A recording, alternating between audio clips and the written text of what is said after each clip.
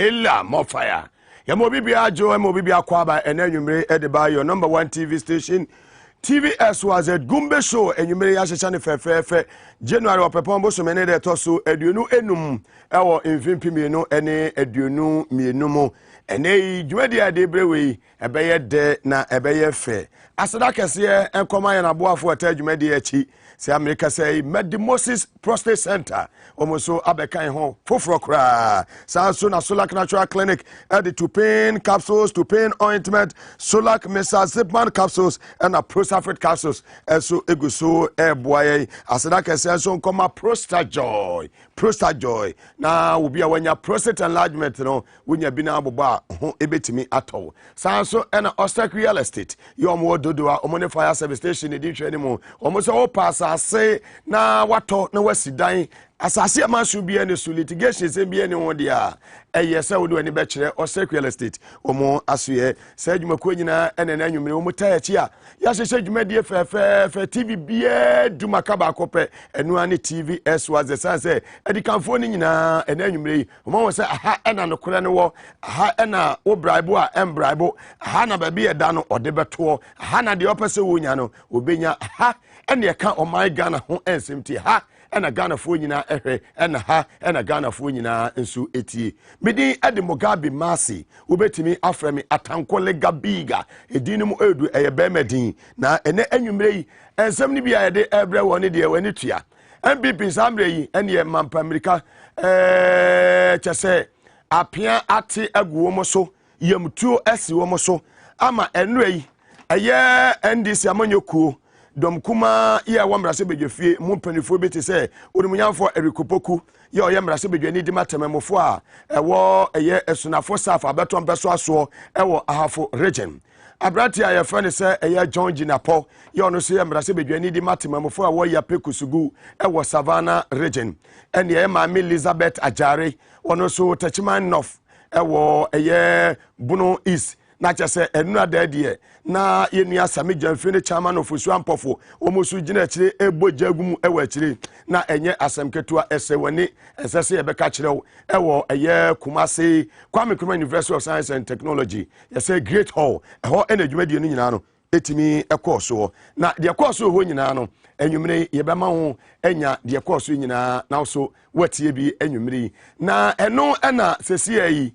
eye aban emu mpanifo ye maame esla osu ena tikesi a adwepa bia enim eye kwadwe opon Nkrumah etie no so kwa MT hwinim nyasa no wo form adwe no wo form omo so tira se na yi levi kura se ye yemfumso se yedi card call parliament se yempaase na sebe fie nyansa na wan awase ye kwa engage amanfo no okofurudua na ye kwa town hall meeting na ndc fo na kire nyansa enti se nyansa bi ni fie na ndc fo yi yom opposition enam church amanfo mu eye ohawo ni atete ni amane a yi levi edebabiri omode a na chase o se yeso yekọ na yenia yedim yenia ye region ba bia nanado region nanado fimu yeso yekoka ensem echi omo yese ensem abeka no Ghana for befa na say Ghana for emfa yi levi he apart from MPP 137 MPs no NDC ni bia wa bontempe MPP ni bia ampe CPP ni bia ampe na seke ye secret aye ballot na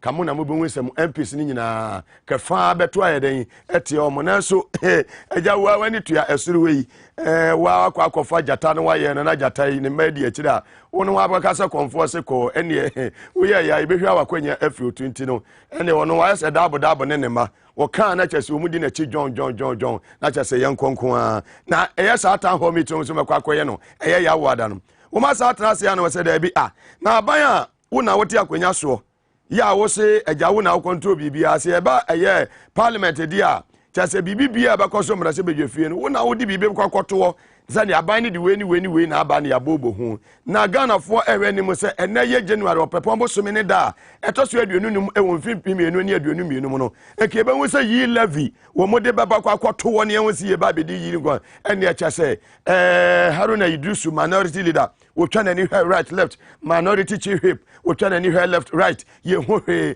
chairman sabosu any another premo ne afanyo markens mo ba o say ya dodge mo ye 11 de ye kwa akoye ho eye town hall meeting nti ene de this week nyina no enya ade se eda ye nkrata so na we ne ye bia say na nyansafo no mo wo hen we have the men omo e wo hen na enwumere yi e betena se besi won konya ene ye special guest eye abrantia wasisu achese be mani munyamfo ahoofeni ya achese wako school wo fie nyansa ewo buku nyansa achese enei wo bekanya sasem ede agu MPP fo na wo mu de over the bar panifo amanyina duru 78 sun adwini nyansa no ewo fom no abrantia ne enei oba be chemade ne din ade edem agbana wono ye deputy national youth organizer edema eye NDC eye chinye amanyuku tiene mo bete ne ka ewo dwumadi ne so ne beda ho simete wa mo na tankuliga biga ene eye wisdom birthday na nra so eye seto birthday die na chese hela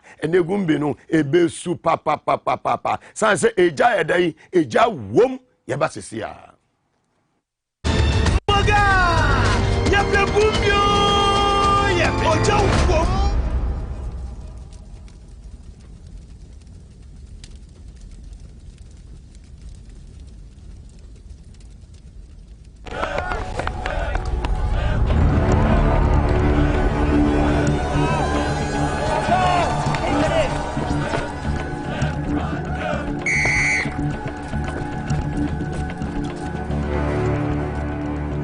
We are one man short. Should we invite him?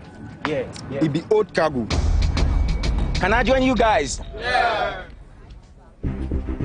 Always free, fresh, natural, mix, mineral, water.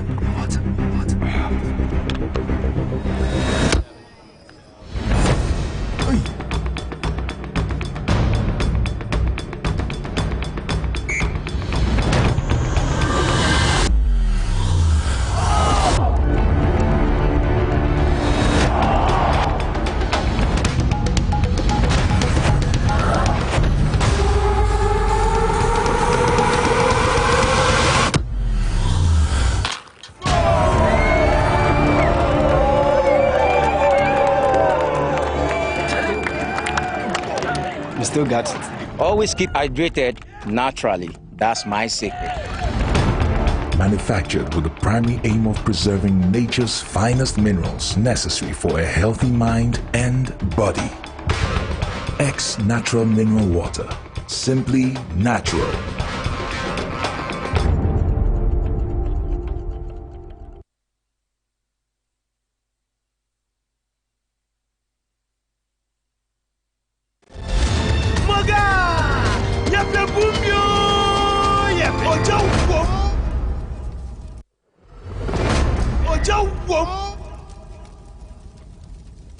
Sama kwa babiem Ediba Tvxyz Gumbe show dwumadie so yekofa aboafo nkrato sabre ya san age akonya kese ye ba bibie nsem ni nyina ede akiremo na yede ani akire eye Burkina Faso ewo ye abibimem ha ya chese ye nuanom a ye ni wo mo na ehye border na chese ye nuanom mosifuoi French fuoi enra ne nanasa ne so de na chese adaje ni posokura na chese ede si wo Burkina no na nya ade se eye asemketo akra o ma panyina ote akonya so ya ye frene se rock kabore sabri ameka se de wo mu atu no to akonya ya asesi ai asojafoyi age omen aboso ya wo mu ede atu edwa se sesi ade o ma panyin ya ye frene se eye kabore no womo kabore no chese wudi betwi kasema e ka bibi trese kabore a chese hade a eye nton chese de ha Ghana be kase clan no na chese kabore no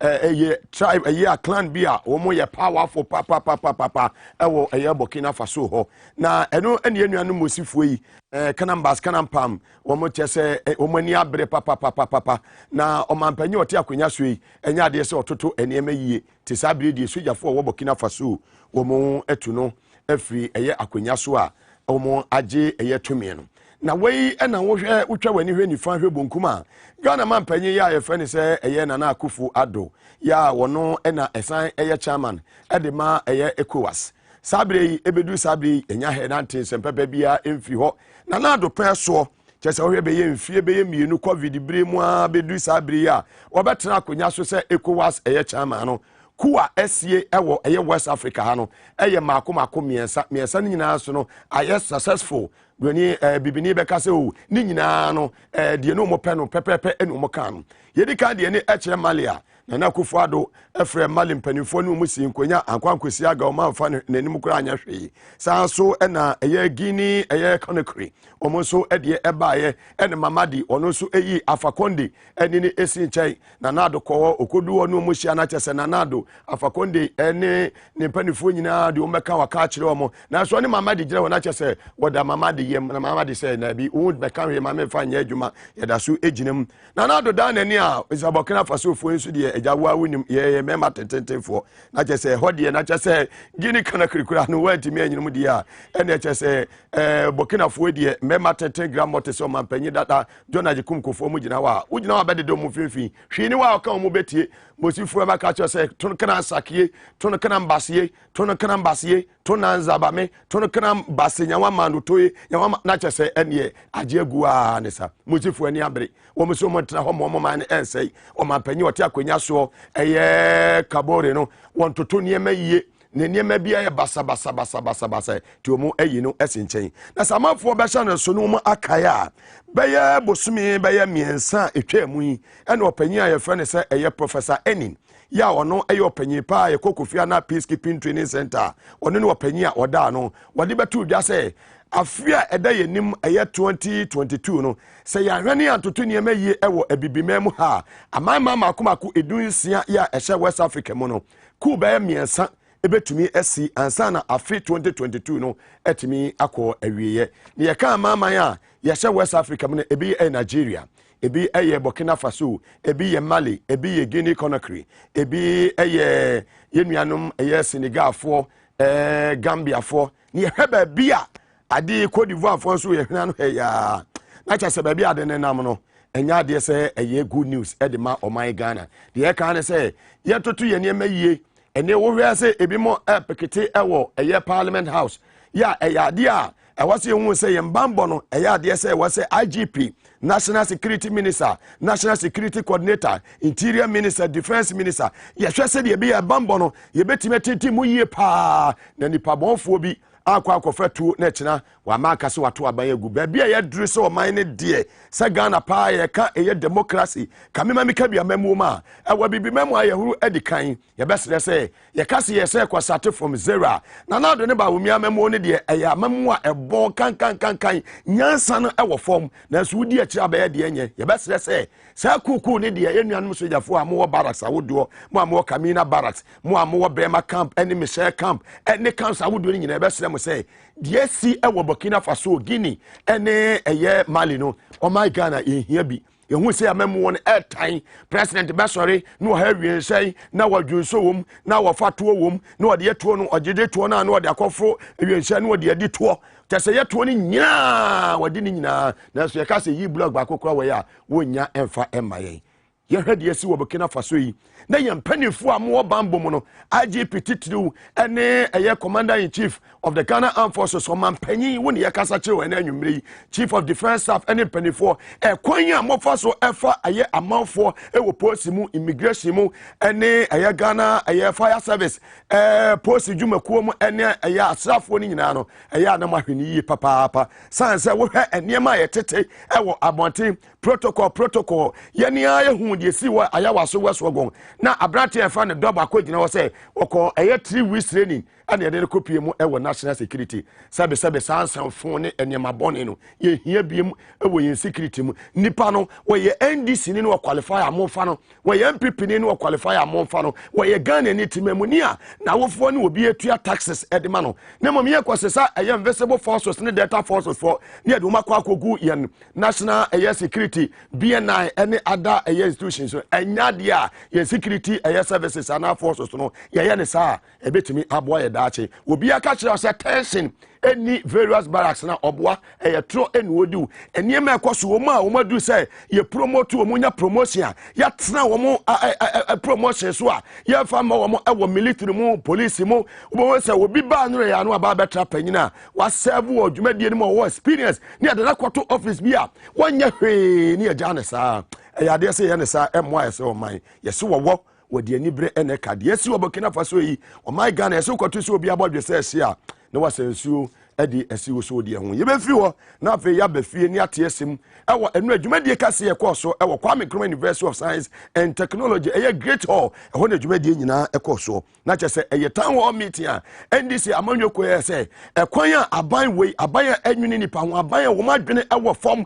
ya wo ni tema eni do ede ma Ghana fo no wo empene se 137 MPs wo mo no wo bekoso agina wo na so ye papa se de be yi levy kofa be kuma ba wo levy na nado levy ye betimi akasa na ya kyerkyemu ye pa e de amatememfo a ewo o my Ghana mu na nu a wo kopie mu ewo dwumadi na se abra na bodon ko pepepe na dwumadi ne hya ase ewo KNUSC eye great hall na opanyi a obaji agwa odi ka akasa na kyese fantastic man the man from eye ya pekusugu in the Savannah region of the Republic of Ghana ya ne papa so san ye ohene ewo bope eye ye nua John eye ginapo was saw a year microphone muko jeni mse wakasa no na cha say de keke o my Ghana e ka ye de ya yetimi entuase ka dodo aya je ye nwuma puntu nwuma o se ye yetimi enfanye ni nyina o ka ho ka cha say yi leve ne de say MDC amanyoko 137 MPs no so muka so mo beji atoma enya ade se ebeye yi ne beye yi china ne mom no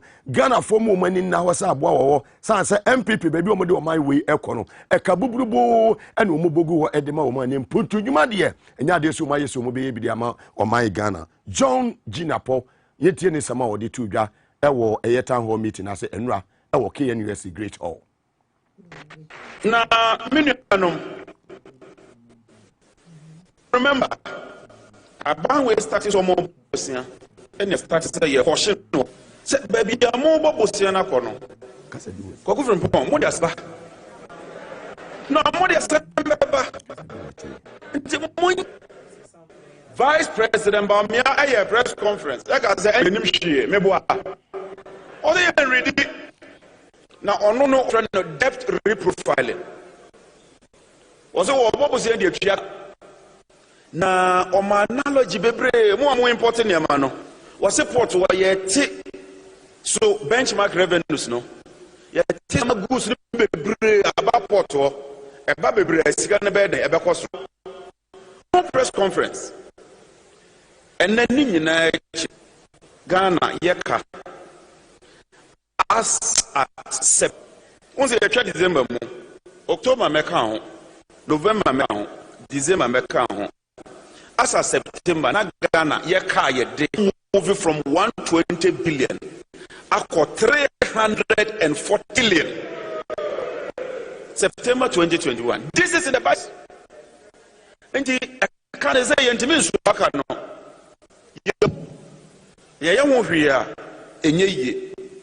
Nya, as the chairman say, a buying way at the 214 billion. And a beka economy beto you know.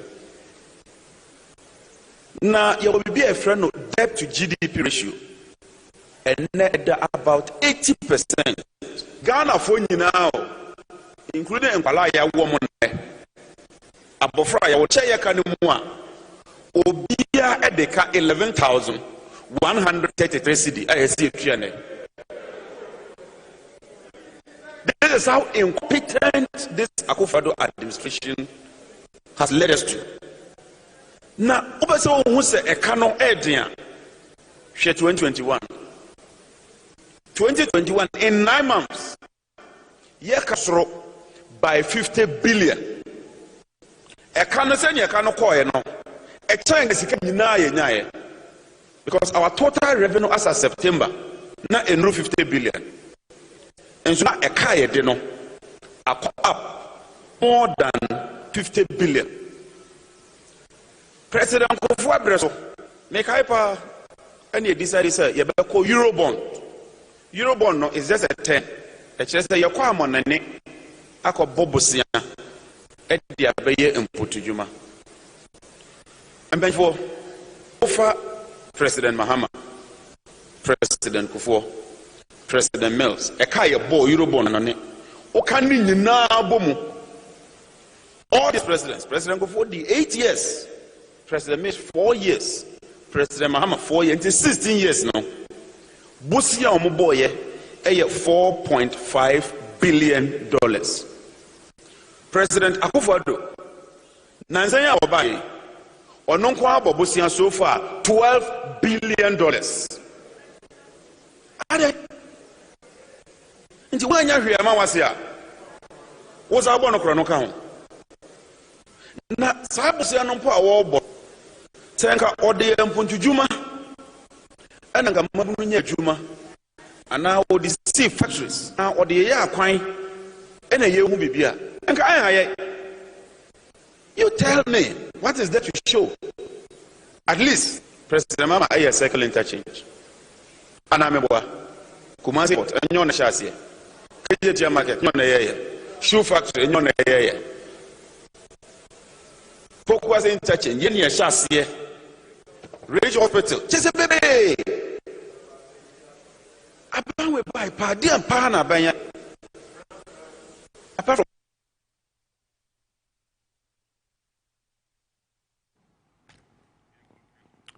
yo onimanyafo John Jinapo ono so ne sama wode tudwa eno no na onimanyafo John Jinapo nso na no esi ya ana onimanyafo Eric Opoku ya wo yamra se bedwani de matememfo ewo esunafo saf abeton peso aso ewo afo region ono so eka se na me de me baabi na manka bidi ana chese de na mekoka kire kukum ene sankorefo ono so ebeje kasemu no ono so ede ne de atudwa na ho eno munyafo Eric Opoku wakasa no wodi ka de tudwa se over road contractors kwan aban we di o afa so ka aba we aban di wo mo ye wontimi tuye na ho sika chese enema ekoso ewo saa asoye na chese ase fem papa ye tie ensema onumunyamfo Eric Opoku ono so edi tudwa ewo town hall meeting ko so enura ewo Kumasi no yila bi no ebra eba mo hwensema omo ka kire wose Ghana Web 22nd November 2021 Osi Europe Foriata say ye levy best for building an entrepreneurial nation. Ye levy way and the between ama omo be nyuma ama omo invest aye nyuma afa nipa nyuma no ye levy no be manaba. Ono asa to asubio City News Osi ye levy sika na ebenya no wo de be create nyuma nko a 11 million. Nti ye levy be create nyuma 11 million. Afei ose ye levy no so yewra chemensa ose ye levy no ebeboa yen ama ye yakwan. Afei Ghana ye kasai yewra chemensa kasa okan ya Ghana were publish here 16 December 2021. Ose Ghana the contractors cut 4.6 billion Ghana cedis. Ye gigi ye levy na ye de be yakwan near the bill so apia contractors no eka and they say contractors were need as was say you see ye levy body e betu omoka Ghana for bebre say you see ye levy body a yakwan nyina ye beye afei yanhwe agric minister also say ye levy na ma ye nya fertilizer cry be ma akuafo and obi anya fertilizer akodua na aduane afei otu asubiewa ye wura kandapa say ye levy will be a sacrifice Ghanaians can make to support national development. Was it Ghana ni bia yadu bia also bia bo afode kakra na ye de pagya ye man nti afode bo a wo be bo ne se wo betua sa yi levy tax no afei yewra Japan mesa so 24th January ya one so ne dia atumi e na dey ya publish o Ghana Web was say NDC's rejection of yi levy is linked to 2024 elections. Say young NDC for yadwene ne say ye levy no mo jeje a on benya sika ya adwuma be ma ya lusu 2024 enti na ye ni abre ensemo a wo mo ka ne krom radio so ba bia ni na at the end of your presentation no Ghana ni ba bia be hu se wo mo kan eye no kra na se enye no kra sa na ko budget ni mo a paragraph 318 was say ye levy no wo jeje sika na wo be ya youth employment What do you cyber security, digital and road infrastructure? Let's say you live, you know, a beya and you are ahudo bebre. Yanko paragraph 247. Ivy, Sanoso Ubeyama Mia. Paragraph 247, Ivy. And one also, Niawa can say, so what did you live in now? What my percentage ya, what the beya pine? Or say you live, you know, Kaya, baby, Yakalan, or say, annually, up to 0.25 percentage points of the 1.5% yield levy transaction. I think I want to come 175 and acquire 1.5. A typo, it was 16.7% of the yield from the levy should be used to support road infrastructure. 16.7%. Or say yield levy in our Wajijia. Oko paragraph 233. I was say Bemano 6.9 billion. And our demo 16.7% ebeya kwai. 16.7% me chake yano eye 1.1 billion Ghana cedis. What the so the contractors got 4.6 billion. And this was the 1.1 billion and akwaya abusiafo contractors benyo musikano. Akwaya no betimi aye. Mbacho muti eni ede. O se yi lebi na me de be akwaya no. Wa chira percentage say or the 16.7% and ebeya kwan. And ono ase what the contractors got 4.6 billion. And a year levy was the other beya kwan here 1.1 billion. And this over catch was what the beya kwan over jedi. And the contractors na ya catch up say ya jiji year levy e dia betua bokano. Moka 4.6 billion was this a year levy npo onya or the 1.1 billion eba mo e betua moka.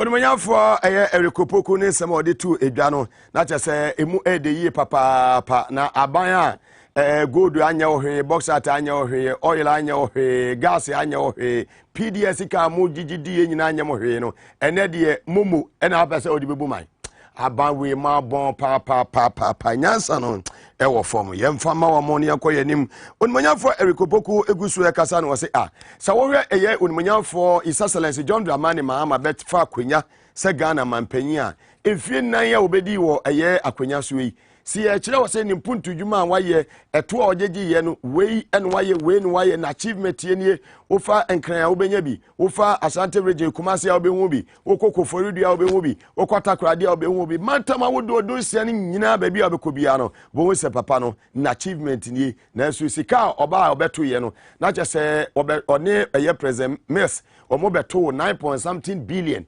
Ono any present miss nyina wo mumienu nyina ebekọ no na chese oman ne de ka be 120 billion na wo hwe ba bia wo mo ebefa ye ne ba bia wo mu di ekodu ye na wo ba bia na na do befa ye mampa America asa September 2021 na chese ye ka no ameya miedu 341 billion cedis we ayensema odi tu dwa no kirikire mu enwuma His Excellency John Dramani Mahama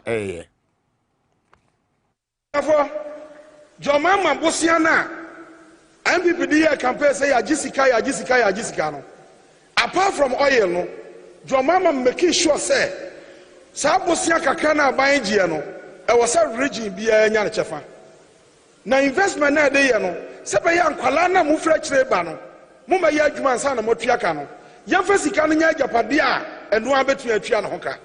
Sa Bosia ni bi ene ye dey kajetia market. Bosia ni bi no. I will also say, young people before we tweet now. No, Macassa Busia will cry no, say, Kajetiana, Jomama, and Kwaji. You're passing or parliament. Jomama Nessa in the Kwaji. And Tikaya said, Your mamma, at time is about one. Kajetia can a day, a come. Kajetiano. And no choir Cassia, did you who's kept Buntaria, a better 10 years, a better won't carry Ghana, and even beyond struggle, say, who bet your tax, and Sanya Kupiasa can a day, every home. Sassy can I be? And at your mamma J. idea Kumasi airport at the Hasino. A day, yes, Yanino. I want to Kumasi home say, oh, Nana Dubai no airport am I. Sikana a day airport no. Your mamma Jisicano shall Jumana say, it's your mamma Kana, a year 112. If you're not here on it, at Thomas Bottle Hono, Kumasi airport Sicano say a day, a can't be. Abusiafo, and then we put it on record. Kumasi propaganda no doso. propaganda no dɔɔso afɛri hospital na esi hɔ no obi biara wɔ se bosia yɛde yɛ saa afɛri hospital no anya dwomama na gye yɛ no ɔmfa ho nkrata amra na amanfo hunu bi na dwomama deɛ ɔnkɔ gye bosia ne ɛmfa ka no so dwom agye bosia ne mo agyapadeɛ deɛ yɛnkasa nya ndia adentia owura kofoɔ nya adwene so ɔbɛyɛ saa agyapadeɛ no ɔmo yɛ ho hyehyɛ ba sika ne nsa nka ɛna ofura akonnwa so yɛbɛdi akonnwa no saa sika ne yɛdi akyire ne yɛnsa nka dwomama sɛ project no it must be done ti yɛsa kɔ pɛ sika ɛne yɛ restructure project nyinaa ɛyɛ ne nyinaa kama ɛne yɛde afɛri hospital kɛseɛ no si hɔ nananom saa hospital na yɛde si hɔ no yɛnhyehyɛ mu nkɔ sɛ 2017 bɛkɔ awie no na yɛ commission project no sika na yɛde yɛ project no yɛde to hɔ ma yɛ nuanom bibifoɔ bosia ne yɛkɔgye yɛ yɛde bosia ne yɛ project bosia ne da hɔ contractor wɔ adwuma no ho adɛnti na bɛsi na yɛntumi nwie adwuma no why sɛ yɛwie adwuma wɔ yɛ a nipa doɔ sɛn na bɛnya adwuma yɛ nipa dodoɔ sɛn na bɛnya adwuma yɛ wɔ afɛre hɔ nom anso hɔ a yɛsan sɛ ɛwɔ sɛ region biara enya hospital baako regional hospital na yɛyɛ no ɛnhyehyɛ a yɛde baeɛ no sɛ yɛyɛ no as a referral point obi biara a wobɛyare wɔ region no mu no yɛmfa nkɔ akyirikyiri na ho akɔkyerɛw daabi kɔmfa no akyi nipa no boro so bebree yɛnya sɛhua regional hospital na mfidie nyinaa gu hɔ a wokɔ clinic bia na yareɛ no mu ɔden a yɛbɛtumi de akɔ hɔ akɔhwɛ ɔyareɛ ama yɛyie saa investment no owura Rollins ɛna started saa project no sɛ region bia yɛnyɛ hospital kɛseɛ baako wɔ mu ɔyɛ Sunyane regional hospital ɔyɛ Ho regional hospital ɔyɛ Cape Coast regional hospital ɛna ofura akonnwa so ɛnɛ mi gyina Kumasi na ɛkasa yi owura Rollins firi so yɛwura akɔfoɔ na baeɛ mfie mɔtwe under president kɔfoɔ no nyinaa no regional hospital yɛanyɛ baako koraa wɔ Ghana ha antɛtama atames baeɛ ne yɛsan toa so antɛtama mama nso baeɛ ne yɛsan toa so ɛnɛ Nana Akufo-Addo say Ghana region maako dunsia no yɛwɔ regional hospitals nkron afei no under agenda 111 ɔbɛyɛ 7 yaka ho saa 9 na wɔ hɔ no meka kyerɛ obi a wɔ ha wo a wotie baabi a sɛ 9 ni nyinaa ndc na si ni nyinaa obi a wɔ se me boa no ɔnkyerɛ yɛ baabi a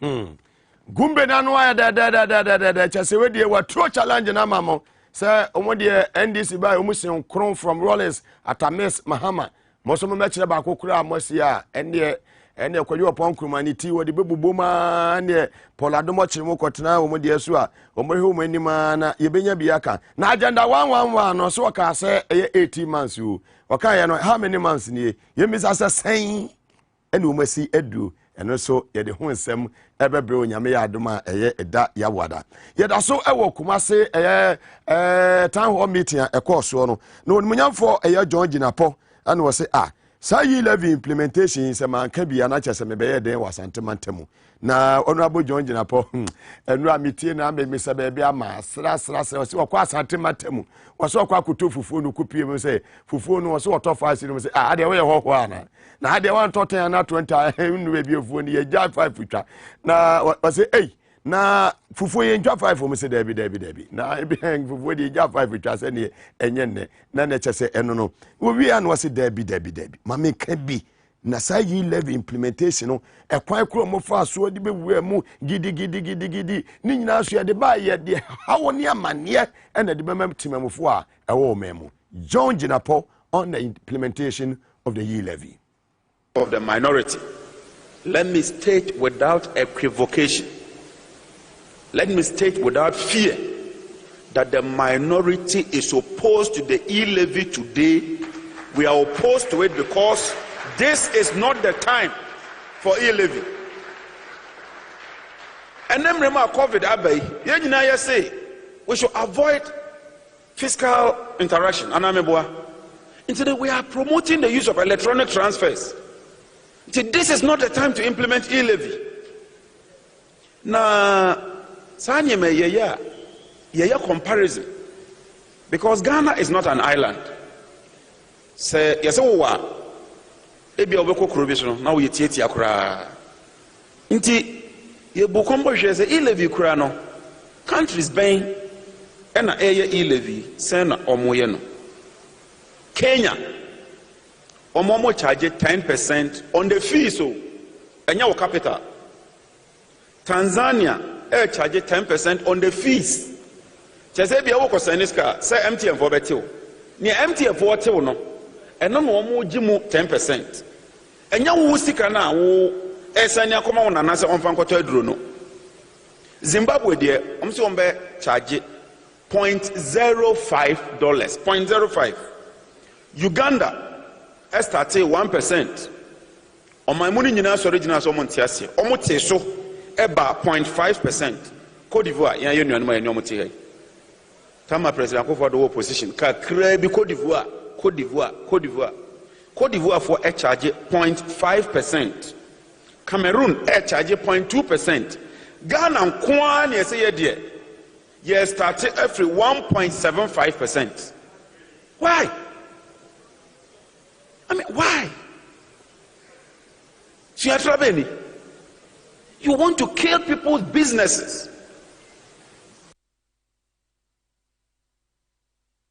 Krumaya say, T11 and Mofato Chay, Essie Intua, and the Motias, Essie and Yaday, Yentia, and a Modi Editor, Yentia, and a Maji Edia near Masum for Yentia, and a Modia 5 years and a Masha Wagu so, yes, 11 in the end day, Yentia, Asempetia, said the Kateche, Asempe day, 8 11, yes, Yentia, into Enuano. Yakuko and the man, I just say, a year, NDC, your national chairman. Eye unimunyan for Samuel Fosu Ampofo wono so say na ajaminu anu me offer ase for makopie mu Asante region town hall meeting na chama ma mepie mu ha meka bidi a na je say ega yese panyi de okasa wi na asemasa wo se o ma wi am de mo fa microphone ma me na lawyer Sameje fi hand it over to him wono so betna ase wono so o sa wo hwe eye aban eye ni policies na je say aban we eye aban a woni ani des anisuade hu bia kyese ye ka direction se afa wetu ane afa wetu a obebeka so mu ye clueless we ene nsema wono so edi tu dwa chairman of Fosu Ampofo e wota hall meeting ase for more to do more no ya who say for more no to do nothing na se won be ba abe consult yen me de me gina ha say me NDC MPs and the technocrats, I'll make them available. Sa abanemra, Oba, Nyansa, Yadibu Maya, Yachna said, we are superior when it comes to governance. No? We are prepared to support this government. A clueless government. They don't know where they are going.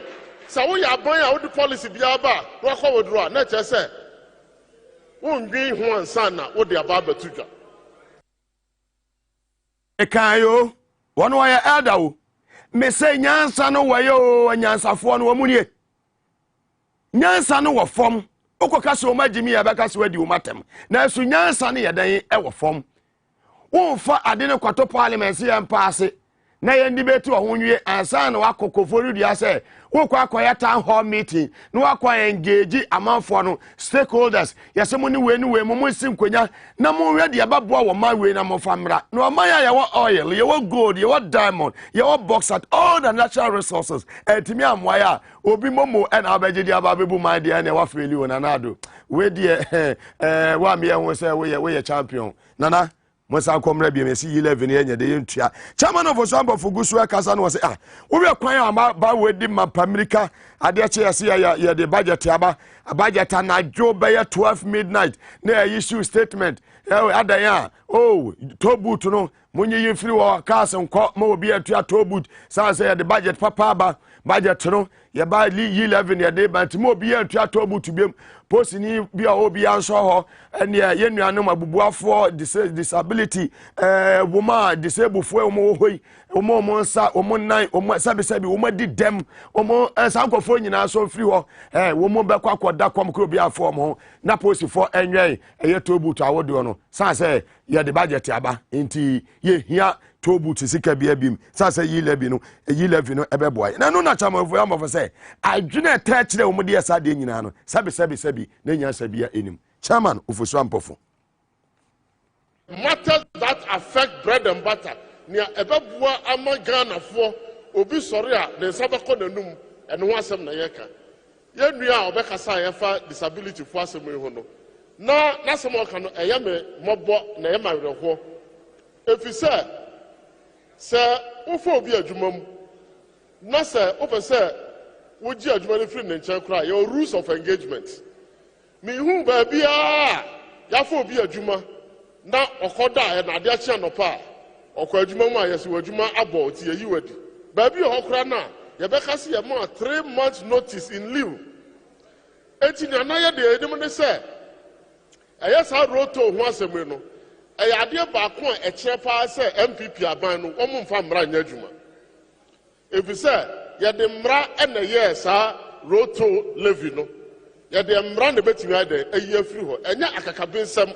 ena ye dibu oman na obi sori o se ena me amesi mayi afiri ho na president aya ni ahwe de saa ma ene roto yi sika nke wa se de bro oman no afiri oman mu ya kwan bebre wo ho a ye building wo oman we mu a ye fe no build, operate and transfer etu ko jibisia na wo se we no metolu road no na matimi anya sika me de be maintenance na ekwan na timi ade agina sa wo hwe nua no mo afiri Burkina Faso Niger ene Mali a wo do ka akase afiri Tamahabo twi cars twi niam akase ade akwa wo mo kuta cars akase pa emu odu eno na ese ye kwan se ye ja wo mo nyina se wo mo mfa ye kwan so nkono mo nse no obi a misa bibia emfiri wo nchen ye nuanom mo ye the people with living with disabilities so a ye de adwuma ma won se wo mo ntratra to busu no mo nya adwuma kakra wo ho so no ye sori ya ade achi ya ye se mo nsori adwuma abomo wen mo nyina kire aban a ode nano ekase obelieve in rule of law but in practice no rule of law nya de enya adwuma. Chairman Ofosu ampofo yebeda ase ni nyina abaka kwesi se nyansa ne yeden ewo omunyimi yu na si nyansa ne wo fom sanse ukọ Burkina Faso ansa na obefiri Ghana ha ubaba be lodu ewo hade akọ eye wo Gadugu sa wudu eye wotra eye paga na uwram ewura eye Burkina Faso a posini ya ono oje eye eto ene wo ma omojeje to ewo kuro no mu no wudu ba bia nyo mu na baba abegina so mo ba abegi tuo no wo driver ni no besi afrim no wa pake wo car na wakwa akotua to no obi anyina woni adaje obeka ase o se gina na so emra ne ye adwumenti no wa wo ba sori ubeti wa pake wo car no no aye dai wo si ni wakwa akotua na ye de esenkanye ye nyansa na wo fom a malifo free Ghana for eko mu kuro mu kofa jene eba wo mu betua ekwa ho saa kopem se wo mu be wura eye Ghana asase so na enade yese woko Niger ni wo be yini ka wa de kwa free nya de obetu ahwe wo kwa so lodu no kwa free wo mo ka sin so wen kwa hia bebre sisi wo ma Ghana ya kwantempon no so eye kentampo ene ne patamu Savannah region kwa ya Tamale kwa hia bebre sisi nyina be nwa no enya eye Burkina Faso ka ana aseyesi ho a na eye Mali enye Mali a na ye Niger wo mo kwa na ene benifo na ese yakwan sese nyansa ne pa ewon ya edibu wo ma ensan ya ke ibeye enhyehyeye bi asana ke matekisa eye decision no yeda so ewo eye chairman Ofosu ampofo a ano ase wo hwe ye akuafo farmers ene eye supermarket ye ma memori ye papa mo motonton ne ma ewo ha o masam e mobo papa enya de se eniema ekoyi na sabre sa yi levi a wode bayi edo hawo ene amane ne atete ene de be ma papa mu kuafo ene ye ma mema wo motonton eniema ewo edwa ahoduo no Chairman Ofosu ampofo se ye hwa ye nuanu a ye ka akuafo ho asem ya ade ba kokora asan ba beto mu a ye nka ho asem kase no ene nea potokasem ye fra no international supermarkets se mahu a se mahu shop price ne shopping malls na eba no ene eho ne to jende eho ne to tomatoes in fact ko bi ne mamoni nyina ukọ international supermarkets na obenya bi enti no gradually no ya juma ya maame no mu aye wo kejetia no ni ade no se na hu se ye sisi supermarket ya it is a threat to the local economy if you say anumre bia sa ukọ airport abo se South Africa Airways ababesi honom cargo na ebeba no tomatoes, jene, friend say, carrot, and makonomani idea. I was yet me encouraging local farmers no more, and cargo play barbecue on near confirm for South Africa. Near the above good shopping malls. Now you're it is a real threat to the local economy. Now, local economy, I am a minimum worker jet money at the no say, and then they do a man way somewhere day, a general economy. And these are things that we ought to be very careful about. Now, your mama, they say, empower local farmers, no, near build room capacity. You was a sibebre, you will so bebre, near to me, Abuana or mine so, at me, a two and a more economy. Dwabo Ase chairman of Swampo NDC national chairman. Na ena yebo ewuramu ewo mrase bejefia ena dai ene eda omoko ahoje ewo bronya mu kodi eye bronya kwawe confirm ne nkokọ ene ponche awodo ni nyina ene omo mbawro pyjamas bawro omo de na chese o masa betrase no mayo madwuma speaker so ekoje na home ekosa ne ho yare ekọ medical review ewo eye oman Dubai mu omo nyina kwa aba beduru achese ene dai omo ebobo omo siutini ene chese ne speaker wo hwe parliament wo party na chese ene chese dress the way we see dress kopie mu mrase bejefo chese he me na me o hene wa ha ene de chese wo dress se wo hene ya chese ni tri besi ni kon ne now say yes wo kura na ba poliway you know the above from pine na chese me na me ye commander ewo efie ha de kasa obi ankasa bi munya abotre emame na eneyi omukopie mu mrase bejefie na chese obi atwa se yi levy eno ana ka chese eda simpieso meka ho ensem ene matrike o madoje o anyazafo no we ya yesi omukọ akoye town hall meeting to mu ya nwusisi ti yi levy ni week we mu nyina no yi levy hu komo bi anya dan eni ho no manwu se amanfo hase ya pekete wo eye parliament house wo eye Bernard Mona ene chama Yusuf ene chama Lamtemo o maka bebrebe o mu nyina agu ho a mo da ho mo do mo buta mo kata no mo bibia akose na fu amiensa de ehwa na mo eda na eyade a emu ehye na IGP hwe de enema ne kona woni any option dance obeka se enkofo no wa mo kwan se o mo nko no mo kwa de o meye o mo ho ebeto wo mo fantastic one from the IGP na ye hwe enade si ya onimnya for Haruna Yudusu and the buy no say there be yi 11 was so de mu chichimu edema eye Ghana na bra ye nuanom TV3 wo mo ene ne etwetwe enkomo no yentie nsem a minority leader Haruna Yudusu wodi tu dwa ewo TV3 ene anopeyin e-levy, does it conform to industry norms and standards? Have you asked MTN how they were doing it? I'm using MTN because I know the telecom industry too well. Ghana has created a significant dominant market shareholder of an MTN. So they are dominating your telecom regime and they will dominate it for some time. You have to accept that reality. So MTN was not charging on transactions. MTN didn't say that your 1,200 pay Momo, transfer, whether cash in or cash out, 800,000 pay 1.75. No, there was a cap. If you did 1,000, they took 10 cedi. Up to 5,000, they took 10 cedi. So if Kenfurata tells Ghanaian people deceptively that telecos have agreed to reduce their charges by 0.25%, of what? Because the regime you are seeking to tax is not what they tax. They were on fees with limitations of capping. To this extent, we'll take something from you. Outside it, we would not. And you see, you don't want to encourage an armed robbery economy again. Why do you call it so? Armed robbery economy. People will now move back from cash light to cash economy. Okay. I'll carry my money from Kintampona, Accra to buy rice instead of sending the money by Momo to buy rice. So armed robbers will meet me on the road and finish me on the money. That's what you are doing. Yet the same government between 2017 and 2021 launched a cash light economy. And we're boasting about it, that they've grown Ghana digital economy. What you are doing will minimize the gains of a digital economy. That is why we stand objected to it. I've had them try today to publish the NDC parliamentary caucus that I lead. The minority of 137 will simply not support the e-levy in its current form, nature, and character. Minority leader Onimunya for Haruna Idrisu some of the two enono. Now Okasa we and was say on the Oka NDC position about e-levy. And also and some of the two just say NDC say amanyoko nyina no.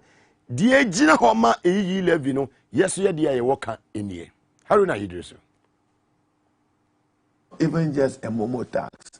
E-levy is a money tax.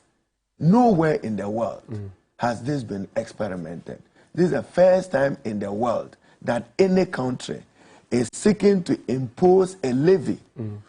You cannot even explain whether it's on capital gains, whether it's on investment income, or it's on income. Nebulous. When you say you are imposing a levy, on what? On a customer. Because I have money and I put money in my wallet. I have decided that instead of going to the bank, I'll open an account with a mobile entity. You want to tax that. That's what they are seeking to do. And worst of all, at 1.75%, which is created jobs of over 441,000 by Bank of Ghana data on agents involved in it. Now, I'm not even sure that Minister Ken Ofori-Atta and President Nana Addo Dankwa appreciates and conceptualize the levy well. There are major stakeholders. You have the agents, you have the merchants, you have the fintech institutions. They have not been thoroughly consulted as stakeholders. So imagine, and the Ghanaian people must appreciate what the NDC minority did in Parliament. Government was seeking to suspend the standing orders. Read Article 106 of the Constitution very well and tie it with Article 108 and 109. It is not for nothing that the Constitution says that before a bill is introduced in Parliament, gazette it. Okay. The essence of a gazette, days. yes, the essence of a gazette is to allow for the public to input into lawmaking. So it is not an exclusive right of Parliament or MPs. No, the public. That's why you submit what you call memoranda. I see. No, I'm still there. Let me end it well. You must get it right. So when you come to suspend the standing orders, it means you are disallowing the public, stakeholders, and other interests. It's like coming to pass a banking act without consulting the banks. Where does that happen? Where there is respect for values for good governance. So we said procedurally, what are you seeking to do? So what the NDC MPs did, I've seen people write articles as if it was only NDC MPs who were engaged in the brawl. That is inaccurate. There was a brawl affecting both sides of the house, both NDC and MPP. Not a decent reflection of what we are and what we should be doing as members of Parliament. But our members were compelled to preserve the sanctity of our standing orders, which guides our business, and to preserve the values, the letter and spirit of the 1992 Constitution. It is tried knowledge that when you have a hung parliament or a balanced parliament, it simply means there's no absolute majority. So President Nana Akufo-Addo, the majority disagrees with this. Oh, you can disagree. If you allow me a second. There's no comfortable or absolute majority. 137, 137. If your arithmetic is right, it's a balanced number of 137. But MP Formina says he will do business with the MPP. Doing business in civilized jurisdictions where you have learned your democracy from. How long is your democracy? 1993. And you think you are better than United Kingdom and the United States. In the United Kingdom, the speaker has no vote, the deputy speaker has no vote, and their votes are discounted. So if you seek to introduce new things that are repugnant and preposterous to our standing orders, we will resist it. And that is what we resist. I see. For Haruna Idrisu, minority leader, and also Nesamodi Tuja, and they are TV3, the Asadaka 7 TV3 for that wonderful interview with a minority leader Haruna Idrisu. As like I said, Medimosis Process Center, Omada Romata Chika Hobi and the Digmedia Ebremo, Emre Simono, ye baby Omo, and Yememu, now so who Jumedia Omo ADA. Samsona to pain capsules need to pain ointment free solar natural clinic as a Prosta Joy and a year or so real estate. Woman attach and you may Yedi Gumbe show to our Bobo, baby our your life, a Tvxyz, Mamma Monane, YouTube, a Tvxyz Ghana, Samsona Facebook Live. Tvxyz Ghana. Mugabe mas eni midin. Yada ehone ya ba yeni enua Edem agbana besim kwanya na ya digest issues nyina. Yeba sisi. Muga! Ya pebumbio! Ya ojo.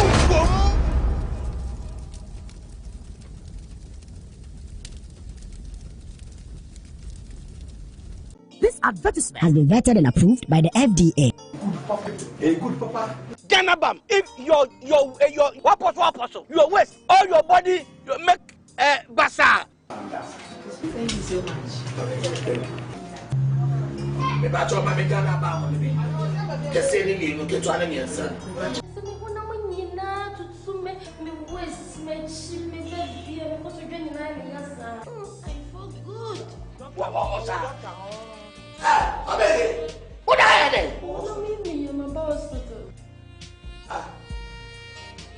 Ganabam!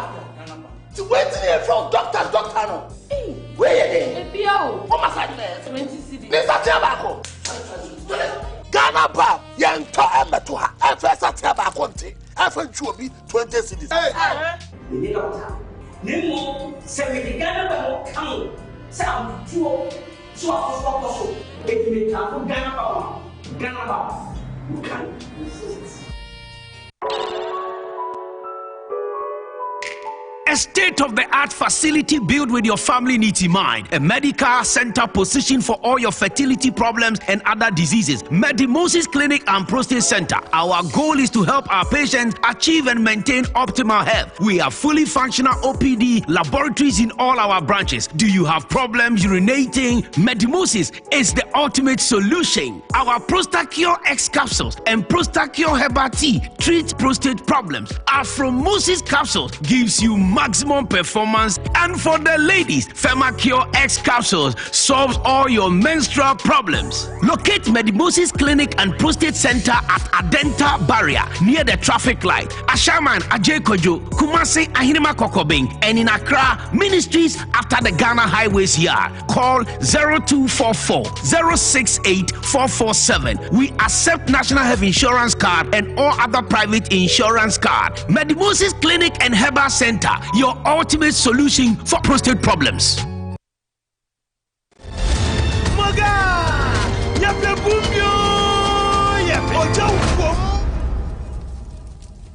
Mamencha etie for ne ahwefo enyina bi. In fact, ha yeshi meti akra me ameto ameswete. In fact, gumbe na kame. Na Mugabe ene ye hwe difference between prostate enlargement and then prostate cancer. MPP and then free say prostate enlargement, we say a channel when treaty and not adania by prostate cancer. That's a complete fallacy. It's untrue. Any scientific basis be prostate enlargement causes enco and a prostate cancer causes enco. Prostate enlargement there 1A3 causes nemensa. Adding kind is got to do with age and meaning. I'm yet to see a crow 19 years on your prostate enlargement. What the bone be a craniano. On seeing you know, not sebi rate any no echo form. The campus averagely the whole one twice. I go cranka a bomb midweek and a bo weekends. By the time you know for once I acquire once a week. 40 to 50 don't call 1 in 2 weeks. 50 to 60 they call once a month. More prostate gland non swear you man a warrior ban on phones who yini and I want you here. It watching Chimunsuona SNK Bojuma now say on no Chimunsufitana a befras spermatozoa say sperm cell for missing. It is your yin soon a banny Bojumani release no any ajepa. Timona yentmin I drop na yentmin kedemono, nana raho, names flat at over time, night chemical unstable. Na a map was not iron large with age. 2, a fruit and vegetables like open rich. Make in a banner to Sudianko Conco corner, fresh tomatoes, carrots, onions, watermelon, grapes. I said, the kind of diet on. I see your time money. Mugabe me restaurant be na a branch by no chicken apayas. I will call and say Gunibono. na mo say slice fresh onion tomatoes kakra or ma focus so shake what do you mean hey wait come here o ka sabe ya ponsia na me kwa nka odi anka bebo yes nya tamoni 3 red meat asanka yenyini ye teso me ka moja nam na awon say prostate no gland no eba in fruit and vegetables or premium kokoko eba enam dia ompeni mu kokoko tika yenyini nanka teso nanka the white meat meka fish nom salmon geisha nom 1000 nom nankeri nsum nam a replace chicken you classify as white meat rabbit as white nankeri no aka ho yenso se nyini ye se oh there be ebra misua no many chop money na mpepon ko na menya ti afa na me chop money dia ma me feel ma me nwi bi ngom sana me nsa we e na ma post no sebe large symptoms and signs and symptoms with prostate enlargement they say one once first the ease which how Johnson and Tessa na nka be ma Johnson de kamogab e hase fe wotrim na abo beti ha na Jeffrey wayase na epia yi last one ate pew na nke ho atoye eso that man say Johnson just say wo chim ye asa Johnson aba e bon ka say prostate enlargement bi e ba ho afi be ma Johnson de no one can ho na ya Johnson e bon kaye afa Johnson so no eba sopi peace onye diabetic enso Johnson pay more than 3 times and sana ade chia e bon kai se prostate enlargement bi aba ho be ma Johnson like pressure on se Mugabe so na e pija de no kostra ma me ne papa no what does that say aha ye na yes run tem no o se pija kwa na ma ne bonyo bon se na Johnson ko na se sane enso da na enso Johnson na na mo boxer no ho ni mu ase when you know your essential bon kan say prostate enlargement bi eba na when na prostate capsules aba eye PROSTA prosta ye fada anoni free prostate mo the word prostate mo and ye fa fit ade ade ho den e kabo mo si apa na enya prostate fit capsules ye body man say Johnson boko adenti na say odom prostate capsules prostate contain nyama miensa one eye alkaloids ahodo a Bruni say bioactive compounds anti-inflammatory as in the property. As Chani saying, o prostate na ye kesi ache de sankaye no eguhuru no e twi nsuo ni akotem na free mo na push it back to normal size e de ama wo. Autodilator one of the saponins prostate capsules mo. Dia na ye. Droben na akensi no so bonkwa so nifa bie ama pipe no esame. Also prostate na enlarge na outside na stretch na inside na stretch na akwa sebe rendo nat no to kuda mfimfin nti stretch here inside na stretch na ka droben na Johnson from kemia no it na Johnson awo chem no sa how no revert na se feel say apa Johnson ba boboko ama ho ato dia na prostate capsule bit ma ye ma wo. Prostate capsules contain saponins ahodo ene lycopene ahodo a eno nso so ye anti-inflammatory in property eno nso no lycopene ye ka ho asema nso no ye antioxidant kasi bi antioxidant as je say fa say u residue ha na ye se Mugabe enye Mugabe apam man nko obo ho ban asoja for mo man ho ban onsa na antioxidant no etie to untaka prostate capsules when you're 35 years ekwa entwema cancer betonko be family wapabinya bi ansa na wo free mu. One prostate now watch in 6 weeks. I feel be no say use prostate capsules every year be use 6 weeks. Now buy for the entire year. Now you show prostate no how be prostate capsules your body man say Johnson Boko. Your telephone numbers any question be you put so home na fi in komo. MTN no 0245 616028 0245 616028 and after Airtel no say 0261 736263 prostate cancer o Johnson abon se moje di akire o Johnson anemma na sabi ade no pro entwema winsiansa ma wonsanka prostate capsules emo prostate no ban na fe Johnson say boko Mugabe Johnson de do last one so okay ate Sada say Sada be me bia saka na wo de nte sa prostate capsules Johnson boko herbal shop chemical shop pharmacy shop be bia we say prostate capsules wonsa eka bi ho Maga ya fe bumbio ya ojo wom Yamakwa babiem edeba eye Tvxyz Gumbe show. Yahyecha ne fefefe ene enwumre yede to awo abobo ano bebibi awo. Mugabe masena ne medin ensesan ye ene minimia eye edem agbana ya wo no ye National Youth Organizer. Edema NDC amonyoko ene hyiam aganiga mo official pa. Mugabe ibi aboko de. Yamiadum I think say ene your first show and I made my first show in the new year. In the new year. And then Yamiadum 29th a Saturday is your birthday. Yeah. Happy birthday in advance. But that's it. That's it. So when you worry.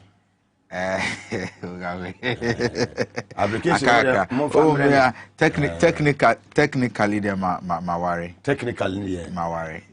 Technically they funny sir. Oba region BMA where youth deputy youth organizer muti ni technically they ma worry. Region BMA no free. Oh my wife no. Region Ben. My wife of Volta region. Volta. To no for no be any asemo. Debi. Oko Ashanti town hall meeting. Wa wonim say me dem me pass me. They be a politics na. Agoga ne menua same mo twere to ma mi o. Na same say anka President Mahama we need 2020 ya. Lawyer Sami Jemfi. Lawyer Sami Jemfi. Now worry because on say the official wedding no your person President Mahama beba ho as sitting president. It technically in the ya worry by a chance John Mahama back 2024. Now ya official outdooring of oh Samuel Kamenu so I mean maybe Mugabe well me just say bibia aboko there Ghana na edin but Yamiadum ya 1 year 2 months of 4 more now President Akufo-Addo any na by promise here second year mo your second year mo fantastic anopa we na me free Ashanti region regional they be omuma President MPP for the majority of their votes. Now we share the course at the town hall meeting. Any interactions after the town hall meeting and many students, any market women, Okodifufu, any Omamuto and their magazine for spare part dealers. Everything points to the fact say the Akufo-Addo Bawumia government has failed. Now you can't fail here. Ukochro exams.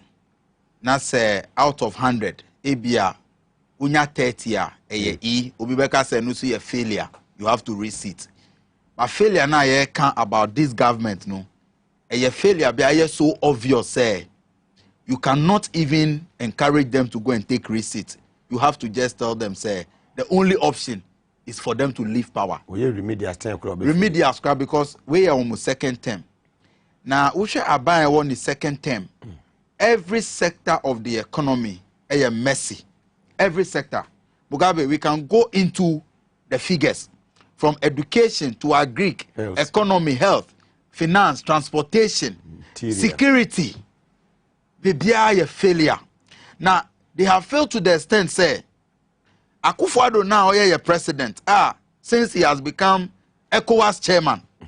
Under the leadership as ECOWAS chairman, for the first time, after all the end of all of this coup, Akufo-Addo's leadership as ECOWAS chairman, Africa, now West Africa has seen 5 different military coups.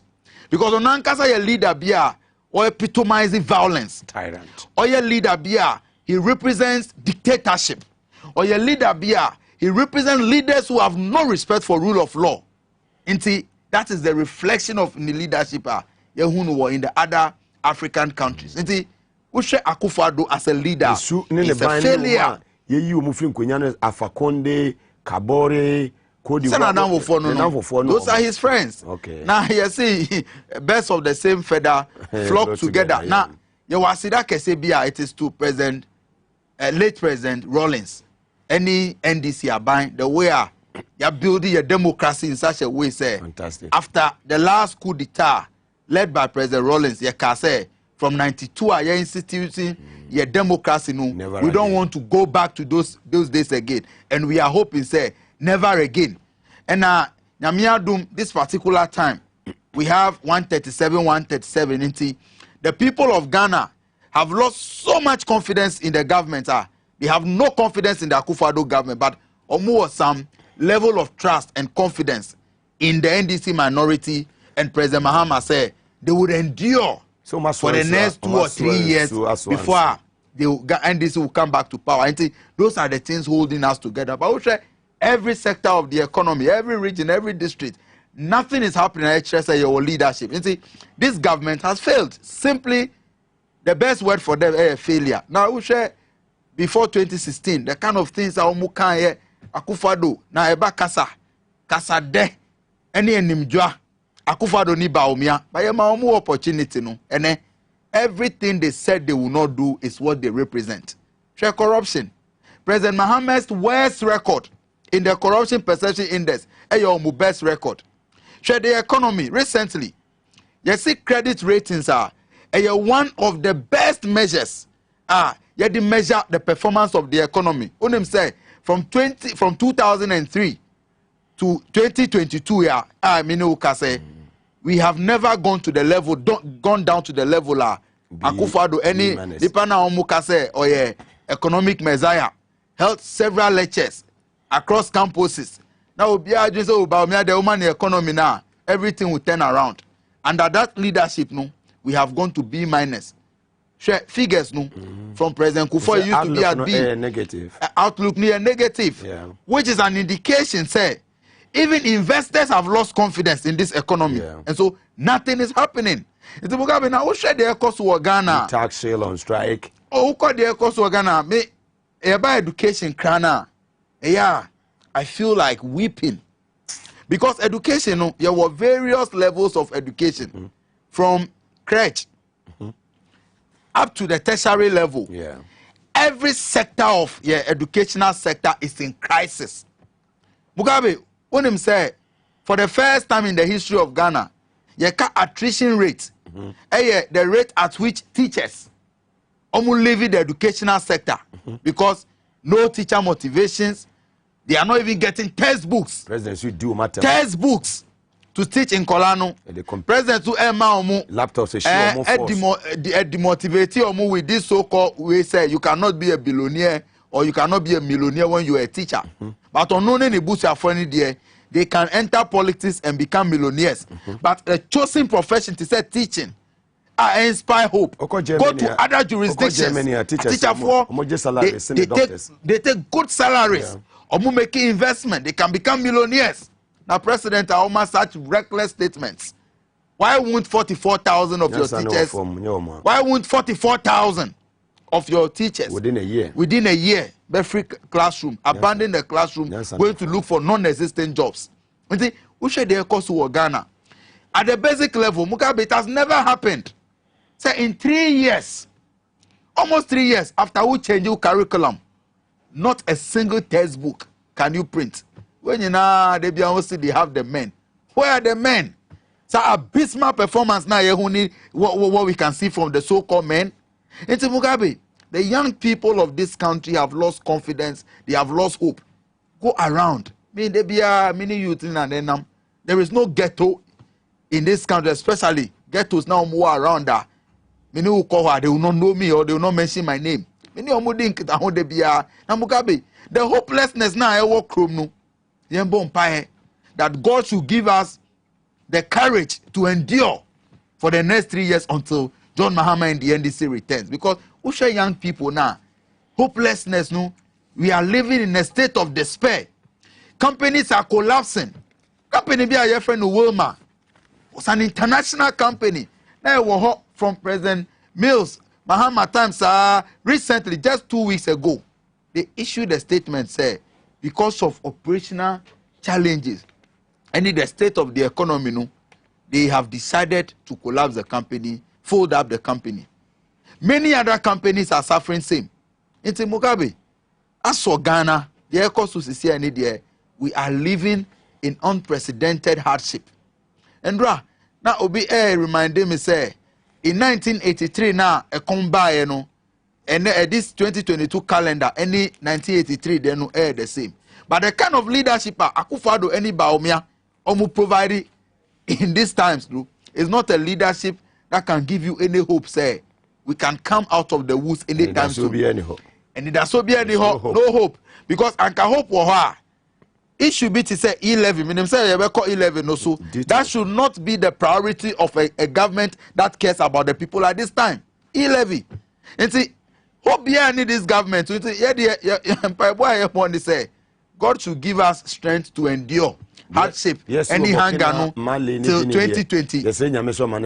Because they be me say democracy, no, it may not be perfect. Yeah. It may not deliver results. It is not always now electoral system, no, ever or the best leadership. Akufo-Addo evidence of that.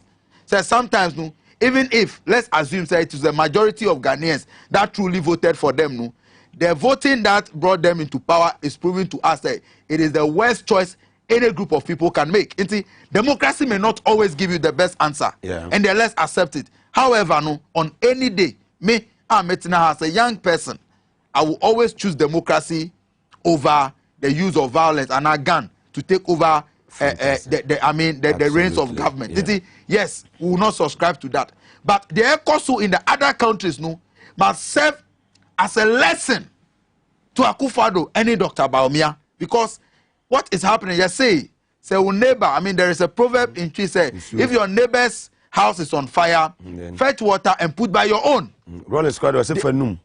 Exactly. So what is happening in the West African sub-region should be a concern, because Uko Mali, Uko Niger, Uko Guinea, where Obisa, what is the reason why the military funding any of these young people are leading uprising? In the Francophone countries. Issues about jobs, issues about unemployment, issues about hardship in the economy, any corruption. Now all those issues now I'm highlighting in these countries, no, these are the issues that we are seeing under Akufo-Addo. Issues of insecurity, issues of military and police brutalization. Look at what happened in the elections. 8 people were killed. Look at what is happening under Akufo-Addo, even at the Flagstaff House. People are beaten, recruitments are made. People who are not qualified to work with national security are given weapons. And these are the people in the Ghana Armed Forces that are behaving all over the place. And nothing is happening. The same thing. Under Akufo-Addo, journalists are killed, no investigation.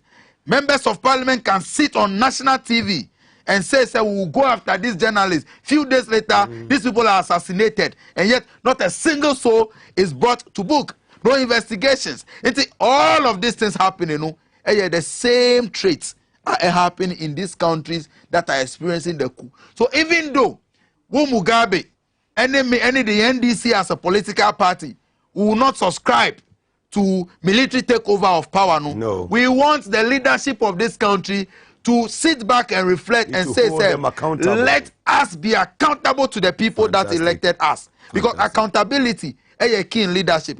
Also, Abaya is losing 12 billion every year to corruption.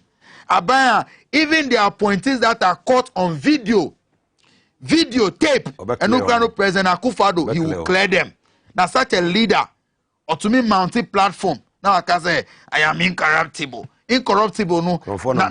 How does he even understand it? PDS away. How does he understand it? Contaminated phone away. President, under the leadership of Flagstaff House, you are commercializing the seat of the president. President, at the time, I'll catch a gun and say, let's tighten our belt. And then so that we will not make insensitive demands to honor. He continued to fly on private jets. Mugabe, you say corruption now. It is not always about say, who they will send Ecofasika out of and answer you will be engaged in stealing. Yeah. Profligacy, a form of corruption. Wasteful expenditure. So this is £15,000. Very high private jets to go to a conference, and all you can go and do in the interest of Ghana is to be seen sleeping. So with the who you make your videos to make their show. Say all of these things is a form of corruption, wasteful expenditure. Because instead say you best spend this as canon as a who can call that there, and that's in a journey conference by Zoom. I say Wabruni su DB. Now Mugabe, when you know forms of corruption. And the air can say there is no hope in this government. The young people of Ghana have lost hope. We have lost confidence in Akufo-Addo. And we have realized, he is not able to show working as president. Now 2024, by the grace of God, the good people of Ghana, the young people of Ghana will work hard to ensure that we return this country back to the path of progress, back to the path of development, back to the leadership, selfless, and a leadership that cares about the people. Mugabe, we can go into the show introduction. Fantastic. Yes, I Ugusu 8 and live. Our Tvxyz, your #1 show in Ghana, Gumbe show, and was Ugusu Wuti. As like I say, Beko Ediama, Medimosis Process Center, Medimosis Process Center, Manda Roma, Omasuye, Anomakofa, Prosakio Hebati, Edi Abba Ejaso, na Prosakio Hebati, any Prosakio S capsules, no, a boye papa, a natural herbal food supplement. Yacha say, a bois, a ye Jonso, a mememo, Emma, Jonso need to me pee in tentem, will be a wound to me, and Jonso. Obi a wo Jonso a wo bre obi a ase wo Jonso ni timi ma Jonso no wo Jonso a wo chim ansan wo timi a Jonso no obenya so obenya Prosakio herbal tea and a Prosakio S capsules wonya sa enu mienu kabom na onoma ebebo ye papa ye the Prosakio herbal tea and the Prosakio S capsules no medimosis yaso ye ya chese wo ba obenya bi ewo ye naso ye o sa anso na wo de wani kire pharmacy shop bi a obenya bi ato Mediplus any afromosis no so no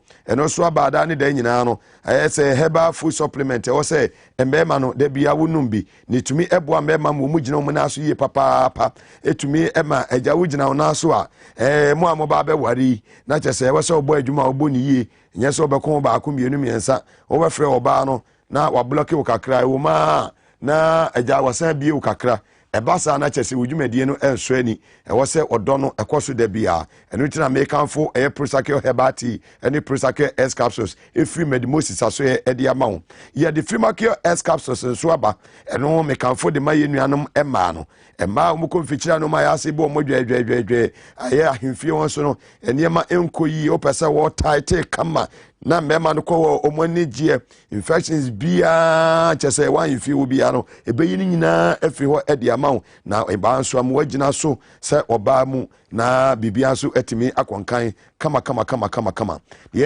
eniema eka ni nyina ne se fo ni eche eye medimosis ye naso ye bia ewo Ghana ha na yesan ewo 4D ultrasound eye scan full color picture ya chese wutwa bomu bibia digital x-ray of all parts ni nyina oba yaso wa mammogram for a breast screening ni nyina bi ho saa so na oba yana so won say ye lab no wura ha utimi say mfidie die you be papa fertility me mema du baby awe ma ware mfre bebrebe awone ma wosemoko say de bi ebetimi a check oba ne be ma no na yehu ye hawo no say de bi e be ma anu aduro na so watumi anyem awo afa ho afa wo ba sanso ene ba dental clinic no so a ye dwumadie kama okoi na so ho a bibia e wo ho a ebetimi ehwe ede ama wo Medimosis Process Center hwe akira kwan e wo adenta ye ne adenta police station no na edi enhwani mu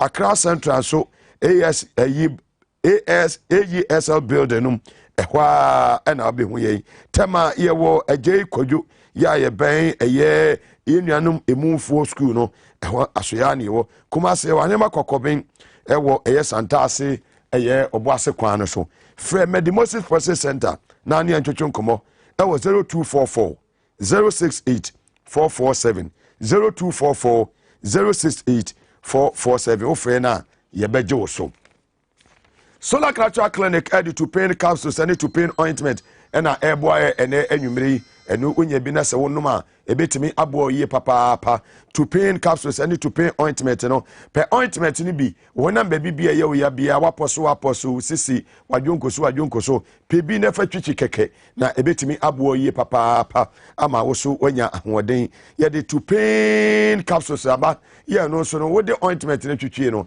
na wanom no so se de be ya wapom din ni betimi agina so kama yaso ye wan ye de solar mesade aba ma na buamu ye papa sesi ahemfio ma bibia akọ enkan wo ye be man so na agya gono ne hawa wonya eye solar mesa bi na wonuma ebeboa solar mesa no amanom na mema so enum ye de zipman capsules na eye preservative capsules so aba ya mienu ne kan nyina bom ne yenum na be ma etumi sesi wo mo agina na so brane ti fo ne kire solar natural clinic ye na so ye kuma se ye wokentem kro no yɛne hyɛ filling station no ɛna ɛdi ɛhwɛ ne mu saa nso na abanka ha so a yɛwɔ kɔkɔmmerɛmmerɛ school ɛyɛ haba school no nkyɛn mu hɔ ɛwɔ Kasi road no so fɛ na ne adwotwo kɔmɔ 0245 616028 wo frɛ na yɛbɛgye wo so na biribia so atumi akɔnkan ɛde ama wo Ostek real estate yɛna wotɔ asase wɔ yɛ hɔ a yɛaso yɛ hɔ maso biara ɛni soɔ yɛwɔ asase no bi wɔ Shire Hills ebi wɔ Afenya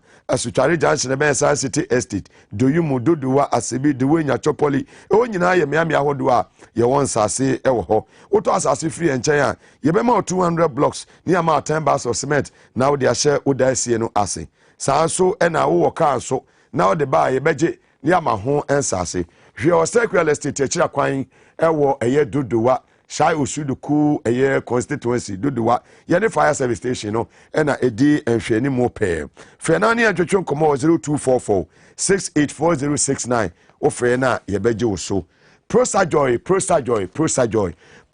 when you be a when you fear be a senum equa we bema so about home by every prostate enlargement say be a when your prostate enlargement now so person when you wayaresa da be a obenom anopa ba kwa nwumre ba ko san so be a obo home by every a prostate enlargement mono dan be a obenom eye ba ko now to me e de abo home by Prosa Joy we pharmacy shop be a organ ha ubenya bi ato we do an HNS chemist Lina Top Up Unicom Nisi Pharmacy East Cantonment Baseline any repairs eba aso ye nyina wobenya bi ato e wo Ghana ha frɛ 0244 727028 wo frɛ na ye beje wo so adofo dodo na na ato wakonya ho a anwumre yi wo mo ade akonya majo magwa wo mo hwe gumbe show sweet mother we no ba eye menua ba chana ne daddy ne menua bema mo nyina mo te ho amohwe live majo na we CP so ne ne ba odri wo sa wo mo te ho sa so ena ye ma me Mrs. Norman ne ba Marvin ya Marvin oye aspiring Ashanti regional treasurer eye NDC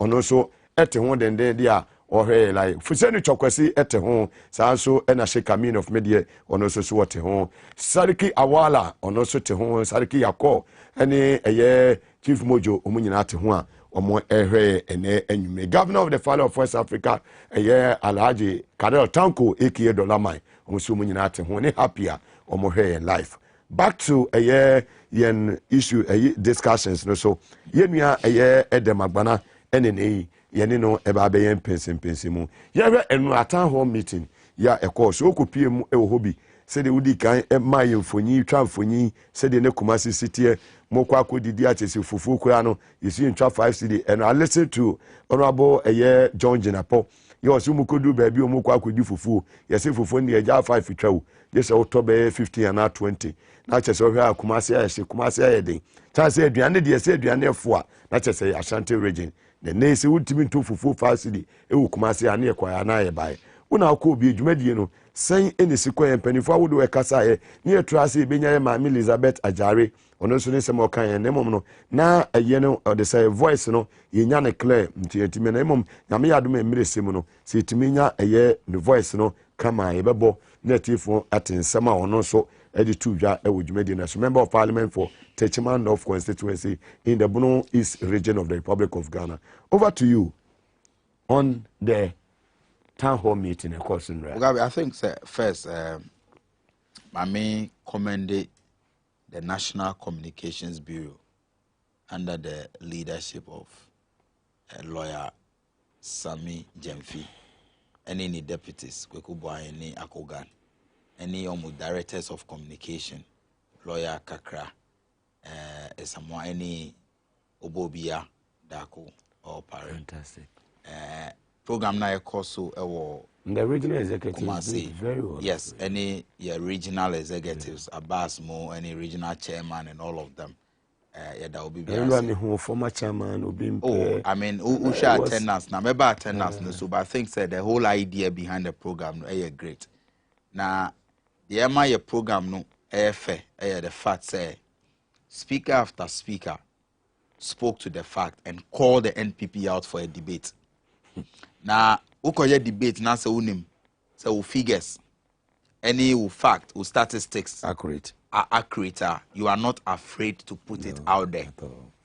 We displayed, we have shared all over social media the presentation by all of these, all the speakers. We have the men and the women. Thank you. And say, you're challenging MPP for to say, if there is a single thing, bakupe, any of the speakers said and Ra, that's a nuclear, we have asked them to come out and challenge us. It's been 24 hours and more. You know, Kase, apart from personal attacks on the speakers, they have not been able to respond to a single issue.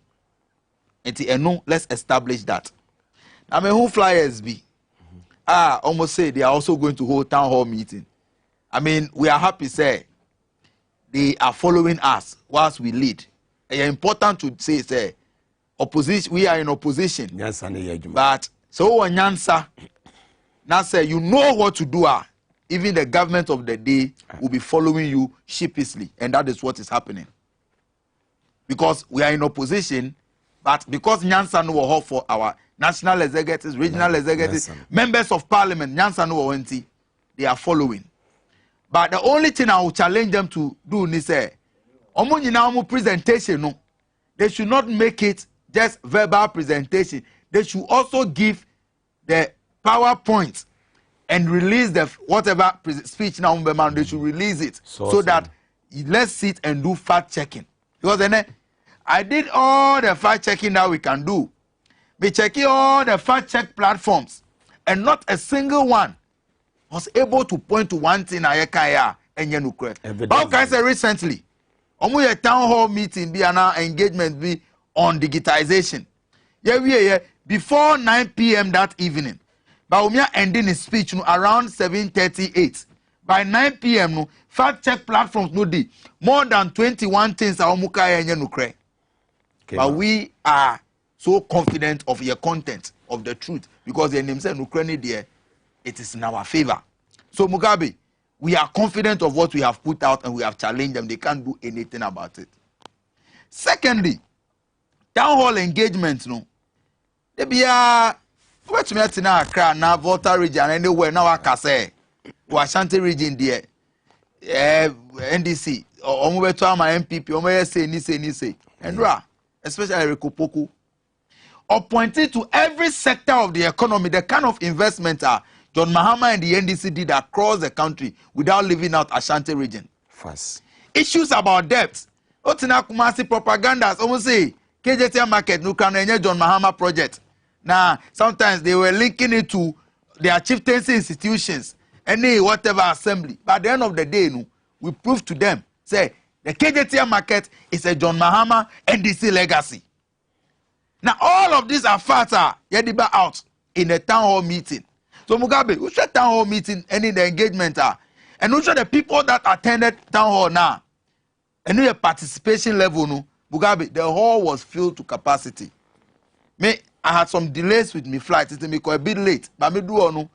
I stood for a while before they were able to bring in a seat, an empty seat for me to sit.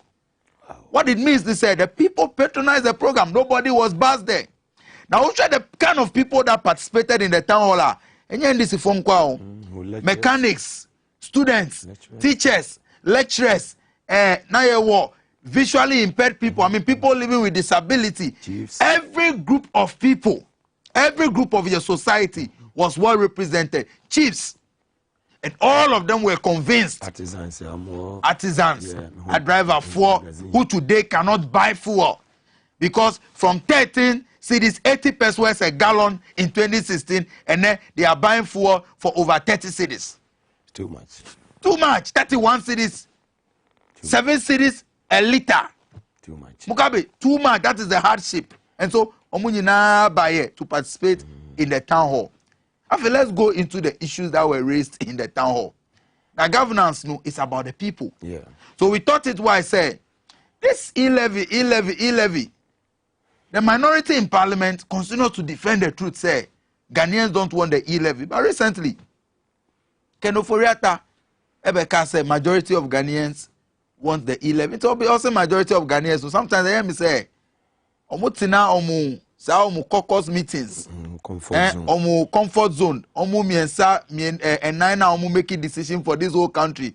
Omu nyina relatives of Akufo-Addo no. Now, omu taking decisions on her. They live under a certain misplaced, erroneous impression say omu decisions no the reflection of the majority of the people. When you say majority, who are the majority?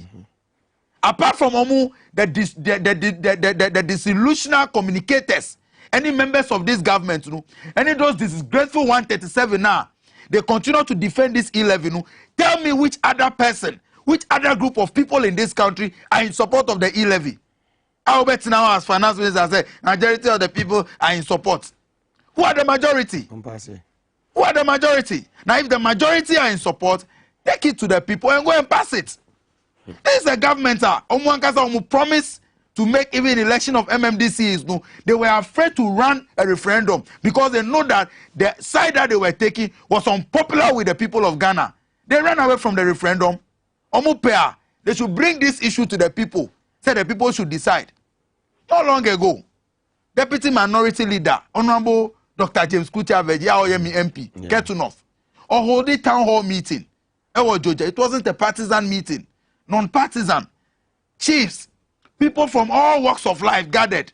After the meeting, at the end of the meeting, he asked us to pass a vote on the E-levy. Mugabe, the entire hall, with close to 500 people, not a single person, raising in Sansa is in support of the E-levy. Wow. Not a single person. And I'm talking about chiefs. I'm talking about assembly members. Wow. I'm talking about market women, market queens, drivers, Okada riders, motokuvio. These are the people that voted. Not a single person voted for the E-levy.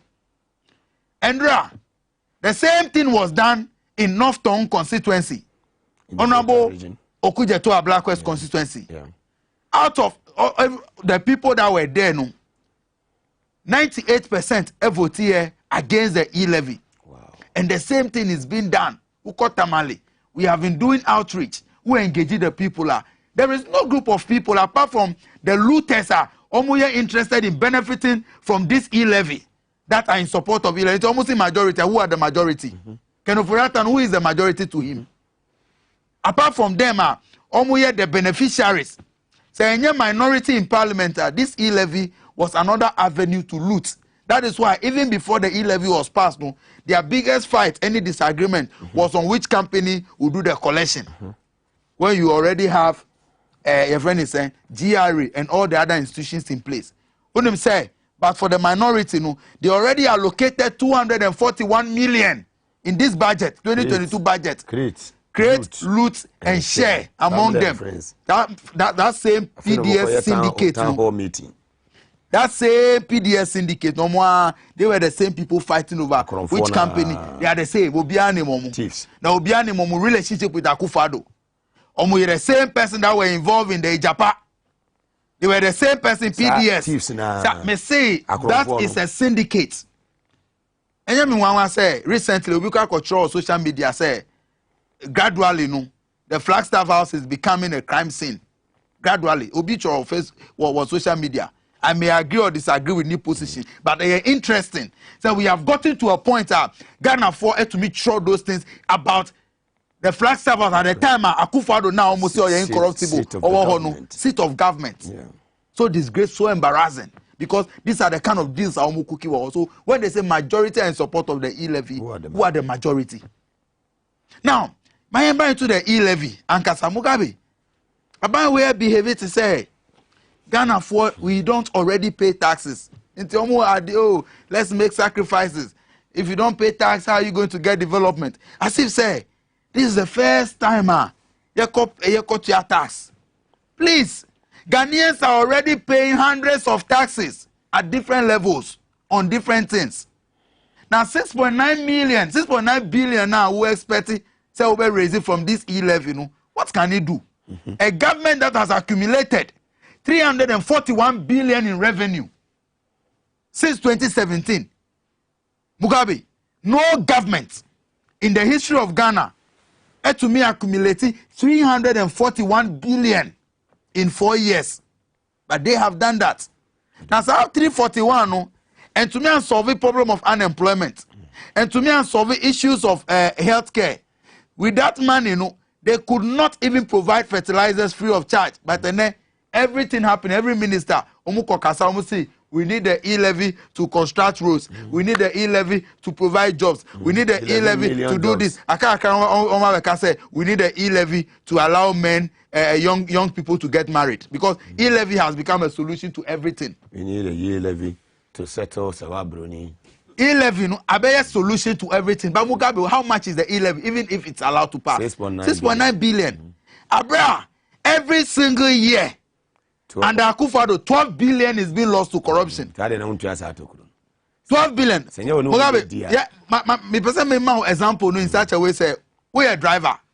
Now every day no, who make sales you misplace and now you hide 12 Ghana cedis, 12 Ghana cedis every day. Now, ukao na besa say, hey, how then na unya maintenance maka no beka so umu say 12 cedis a year every day but and kamenya 7 cedis every day and no bet to me boame na car no ma maintain car ni ye. When you are losing 12 billion, every responsible and sensible government, what they should do is say, you have to block the channels of corruption. So no money. Channels of procurement breaches, channels of irregularities. But essence here, the biggest beneficiary of the loose system, no, they have allowed the system corruption to thrive. Exactly. And then corruption is the most thriving, the fastest growing industry under the Akufo-Addo government. Every other sector, apart from oil sector, growth is declining. Education, agriculture, manufacturing, services, they are all going down. Production. COVID. But in terms of industry, the only sector that is thriving under Akufo-Addo is the corruption sector, because they know they are the beneficiaries, and so they protect it and ensure that it thrives. And that is why person introduce BB to say e-levy to increase stake in that sector, because that is also another avenue to loot. To only sector corruption sector. That's the only sector. I'm challenging you. Oh, you are a host of political talk shows. You know what is going on in this country. Your viewers now, let somebody tell me which sector of the economy is working. Apart from corruption, is working for the few family and friends of Akufo-Addo. Now, Mugabe, let me address this very important issue of how you start, because me a youth. Now, about job and now employment issues are very critical. Me, they be ameka say Jomama back 2024. Irrespective of what role some of us will play in government, will become the biggest voice of young people about Ejuma issues. Now, Jomama appointed you as a minister. Before you go to parliament and now be presenting whatever programs you have for the year, we will let you tell the youth of Ghana how many jobs it can create. It's a year we have become advocates for young people. It doesn't matter which party is in power. We'll be there for them. We'll be there for the youth. It's me about youth issues, about job issues, employment. Me, say Anka, about way providing jobs. I don't mind commending them. Of course. Almost starting NAPCO, no, me raising issues with the VIS concept. But me can say, if indeed all the things that now come about NAPCO, they must be commended. But they proved me wrong. They have failed. It's NAPCO, no matter but they can't use that now. Almost see, it is an opportunity to provide support for young people to build businesses or start their own enterprises. Now, you start here, can budget, almost see, they need the e-levy to do it. But Mugabe, who go into the budget? You start, no. They are expecting, say, Omube raise over 600,000. 600,000. Okay. From donor support for the youth start. Into where is government's commitment to the thing? Or say you want e-levy. Meanwhile, in your budget, no, you have indicated say the source of funding for the youth start donor support. Into say no donor support comes in. The program is dependent on donor funding. Meanwhile, you are lying to the youth, say it is this e-levy that will bring them job. Now, maybe, sir, so want to me and utilize it 341 billion in 4 years to provide jobs for these young people with 6.9 billion and already 1 million jobs now. Who can now? Now, you can't jobs, sir. Akufo-Addo is fond of making promises about jobs all the time. Okay. About 8 months ago, or your program be on Nima. Now catch a youth and say, oh, on the finance ministry, higher engagement. Now, from the following week, no, I'm starting program be able to create 3 million jobs. Or can Nima? I think there was the opening or there was a program at the mosque. Or can Nima? That speech is there. Hey, you see, and that includes Napkofoni now, be permanent jobs. The speech is there. The evidence is there. Mugabe, as we speak today, not a single person got employed under such a scheme. Nothing like that even happened. Into every opportunity, Akufo-Addo on your microphone now, Ohuno has opportunity to deceive the young people of Ghana. No tangibles, no jobs are being created. Rather, jobs are being lost because companies are collapsing due to high taxes. Because companies are collapsing due to the vindictiveness of Kenufuriata, Eddie running the economy, any the financial sector. Ain't no jobs. So your youth and now your mebuna don't ever believe that ridiculous lie. They say your ability to get a job no is dependent on sa E-levy no. Because in the budget, even though they are expecting 6.9 billion for the E-levy. That is, if it ever come to pass, say ambassador. That budget never makes provision for you start. They are depending on donor funding. Apart from that, Osha budget no more. Every sector of the economy almost say a E-levy in our expecting to support that sector. I mean, my example, you call road sector. Government deficits. Contractors are that are being owned by governments, no, over 1.4 billion. But many who can say who share E-levy allocation that they expect to make to roads ministry. I can hear over 4.something billion. And I'm person we allocating 1 point something billion. So difference over 3 billion. No, possible. So where are they going to start construction of new roads? Into Omuba when I'm so because of NDC for now, rejecting E-levy, until now we are not constructing your roads. Ask them, say, what happens to that difference, that huge gap? Now, our budget. Apart from that, no, almost fertilizer supplies. John Mahama and the NDC, no, before 2016, we did not receive E-levy before we provided fertilizers to cocoa farmers. Now, some fertilizer now, you provide it free of charge, also not for sale, no. They cancel the knot and now we are no for sale. Fertilizer, Abai, Ekotoye under John Mahama, any NDC, His Excellency. I also not for sale because we care about farmers. Now per se the economy should grow. The per se wanted to see more growth in the agriculture sector so that we encourage young people into agriculture. So not for sale, no. Omabe Hodi sell fertilizers. They sold some, used some to cross the borders to go and sell. Who can say so? There was an investigation. I really said many of the not for sale fertilizers were being sold in Cote d'Ivoire. Agric minister, Eddie Betu just said, almost the Kobokina. So say, don't you know, Eddie Qua, won't you know Moncasa, Omocasa, no one take. Now, Omodia Crossuna. Also, they say also super president. Yes. Also super president. Anyway, they say in the land of the blind, one night is a king. Exactly. Over there they will qualify, but in a serious political party like the NDC, you know, hunt to me crying have its ambition. Fantastic. Back to the case, Mugabe. It's every sector of the economy now.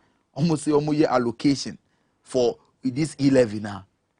It is not true. It's ridiculous. That E-levy is just an avenue for them to chop. Now, Mugabe, what is even more important in this discussion about E-levy, the fact say the target of the E-levy is we, the ordinary people now, we are at the ladder, we are at the bottom of the economic ladder. Because when I'm here, Juma, let me give you an example. I say, Jumana say you charge me 1,200 every month, and don't forget, say me no kase Mugabe so painfully. You won't conform with salaries ranging between 200 to 800 cedis. 200 to 800 cedis. Now, say a chamika through my bank account, because no company these days pays salaries without using your bank account. They don't give it to you on the table. The amount on the table at the end there, yes, sir, by day. I mean, petty works, no. But every structured company, you better your salary no, through bank. Now, you see E11, it is not only about Momo. All electronic transactions. It is a file bank now. Now, say, who you from your bank to your mobile money number. You better. Secondly, no. When them say banks now kasa what charges. Now me to me share text message and then me withdraw sika kakra every me bank account into my Momo no. The charges now 20 something. Omo de too so. I'm paying double taxation. Now me use 800 out of me 1,002 now yet me say oh me grandmother now our voter region. I mean sending no 150 be now no so on for checking the how far. On that 150, I will still pay the 1.75%. On also the 150, no, I say, oh, within the month now, me chance I will see can be no. According 100 cedis be every madam for all market. This is my main channel cap. So 100 now, no so be sending no. She will still pay the 1.75. By the time the money travels to the final consumer, no Mugabe, you may have paid taxes 5 or 6 times. But it's a double taxation. But in this case, in some instances, no, and yet double taxation, it is more than double. Now, what is electronic transaction? And now, Mumu.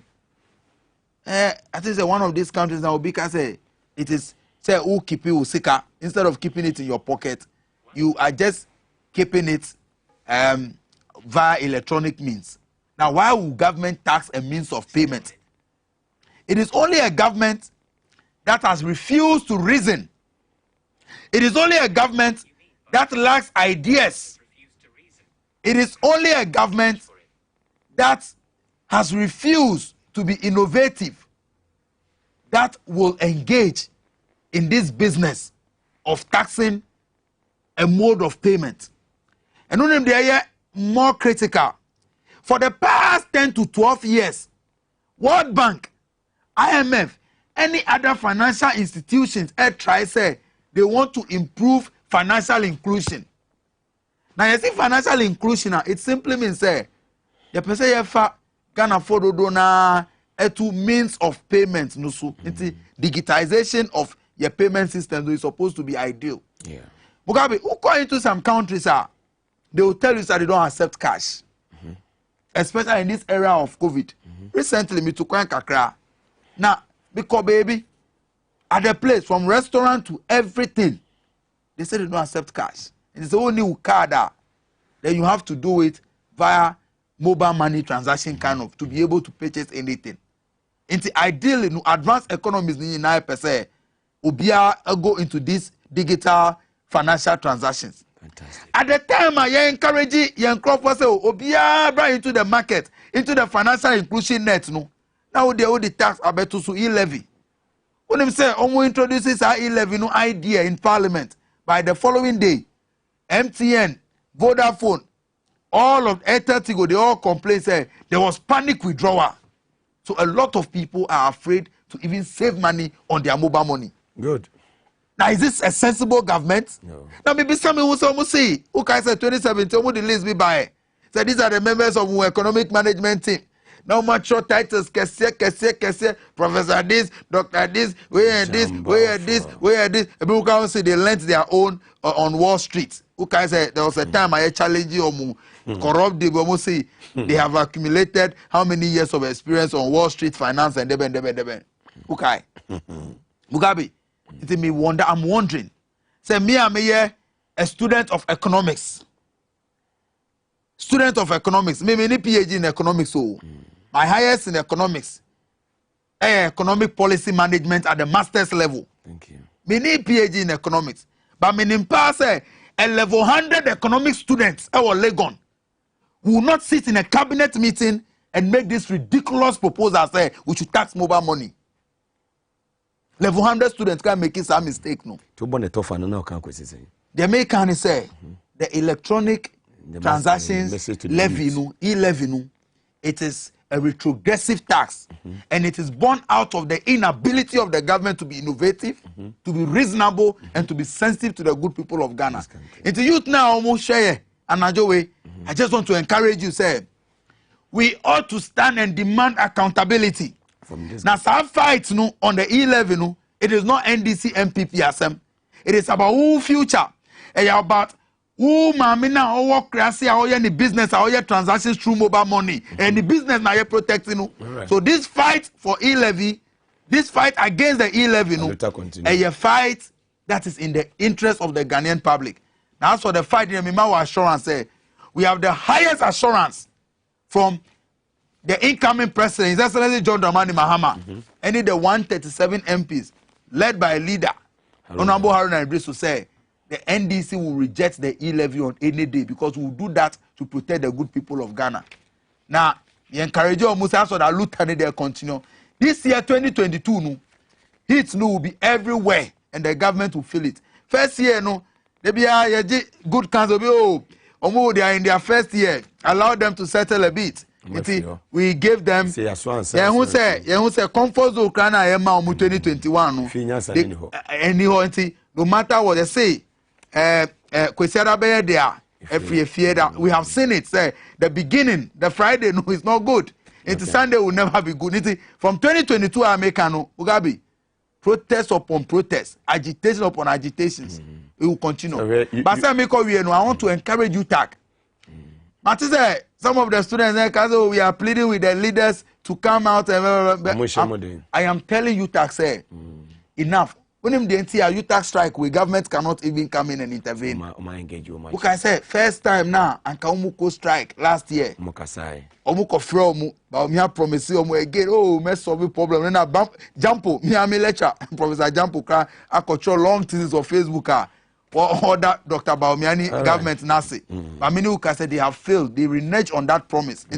I want to encourage UTAC. I want to encourage CTAC. I want to encourage all the labor unions. Say.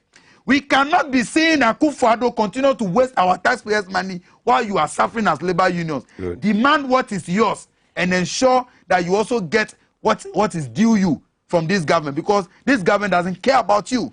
The government cares only about some few family and friends. Mugabe, will come back and go into the, especially on the educational sector. We'll do that. We'll do that. You better be asking. Because I'm my birthday, sure. Friday, very hard working. Gentlemen, so we'll see what we can do for you.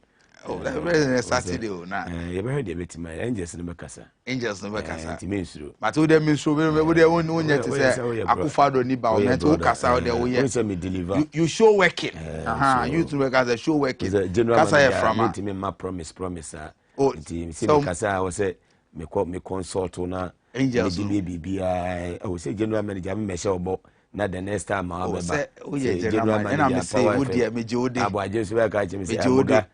general manager Tvxyz mo ha na wo share bono na me papa bi wo ho your friend Awilo or your GPRTU for executive for so long or say ba me I chia good morning na o do any say Akufo-Addo e ka say good morning na now I should say where is the direction of the sun, because omo there they say what they don't do, and they say there's that opposite of what the reality is. Medase Enua Edem Agbana, Deputy National Youth Organizer of the NDC, Namada General Manager of Tvxyz, Enua Abuaje, na Ralph Sector ne Kofi the boy, and birthday boy, wisdom.